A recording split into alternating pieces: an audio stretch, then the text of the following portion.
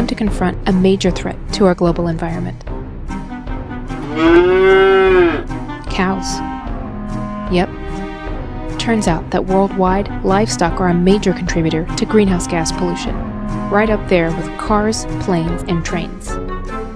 And at the rate we're producing beef worldwide, emissions from cows, along with other harmful practices in beef production, threaten to mess up our climate, land, and water. Big time. On average, Americans eat 3 times more meat than people in other countries. From the end of World War II to the mid-1970s, beef consumption per person doubled. The U.S. is now the largest beef producer in the world. Our beef industry is a powerhouse worth $74 billion a year and providing millions of jobs. Today, more and more Americans are choosing chicken and pork, even tofu. But much of the meat we eat is still beef. Let's look at an all-American food, the hamburger. On average, we eat about 3 burgers per week. So let's see. If all 313 million Americans eat 3 burgers per week, that's 156 burgers per person per year. Altogether, that's more than 48 billion burgers every year. A quarter pounder at a fast food joint costs about $3 or $4. That's pretty cheap. But what we don't pay for at the counter, we end up paying for in other ways. What are the hidden costs? First of all, cows take up a lot of space. Worldwide, livestock use 30% of the Earth's entire land area. That's counting pastures and land used to grow grain for feed. We use about 8 times as much land for feeding animals as for feeding humans. And in places like Brazil, acres of forest are still being cleared for livestock, which creates pollution and also removes a perfect sponge for absorbing carbon dioxide. And did someone mention water? It takes about 1,800 gallons of water to make a single pound of grain-fed beef. That's about 4 times the amount for chicken and more than 10 times the amount for a pound of wheat. Why does it take so much land and water to feed cows? Well, for one thing, cows eat a lot. During the first 6 months, a calf eats and eats and eats. When it's about 700 pounds, it's sold at auction, usually to a feedlot, which is like a very crowded cow city.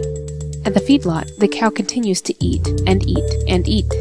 At most feedlots, cows eat a mixture of soy and corn. This whole feed system's pretty new. Before the 1970s, cows ate mostly grass. Then Congress passed a farm bill that changed everything. The government started paying farmers to grow feed crops like corn and soy. It also helped pay for more fertilizer. So, voila, now corn is in everything from sodas to cereal. And most of the country's 90 million cows now get corn for breakfast, lunch, and dinner. Unfortunately, cows are built to digest grass. Corn can make them bloat with gas, and cows make a lot of gas. This is no joke. See, cows are ruminants, meaning they create methane gas when they digest food. Chickens and pigs don't. Methane has 21 times more climate-changing power than CO2. In America, cows produce more greenhouse gas than 22 million cars per year. America's cows create about 500 million tons of manure in a year. That's 3 times as much as we humans do.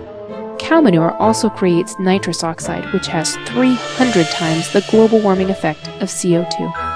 Cow manure is responsible for 2/3 of all the nitrous oxide pollution in the world. There's another source of nitrous oxide in a cow's life cycle: fertilizer. We Americans use about 17 billion pounds of nitrogen fertilizer to grow feed for our cows. When runoff from fertilizer and manure flow into rivers and then to the ocean, they create huge algae blooms, which suck the oxygen out of the water and leave dead zones where no life can survive. Anyway, back to the feedlot. Once the cows are fattened up, they head to the slaughterhouse.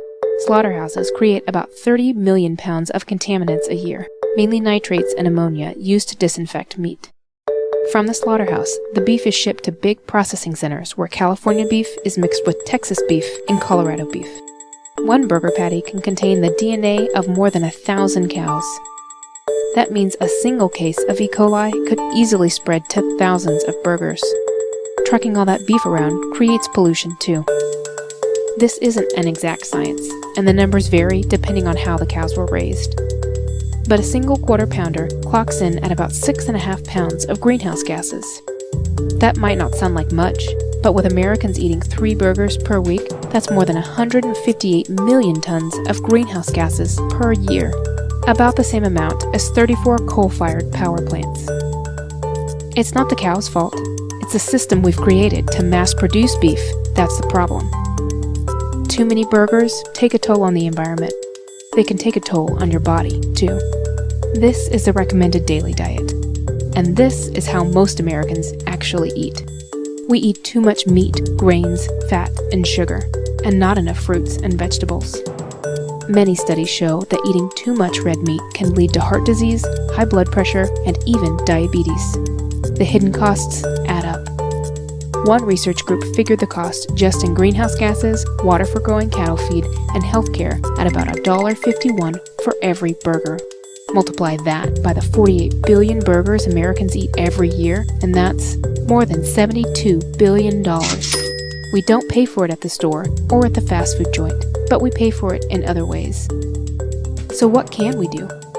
Well, we don't have to give up meat to change our impact. Cutting out just 1 burger per week would remove as much greenhouse gas pollution as taking your car off the road for 350 miles. If all Americans ate no meat or cheese 1 day a week, it would have the same climate change prevention effect as taking 7.6 million cars off the road for 1 year. And while it's more expensive, grass-fed beef does less damage to the environment. Even the smallest choices make a big difference to the environment, to our neighbors, to our health. In the US, people are starting to eat less meat, but the rest of the world is eating more.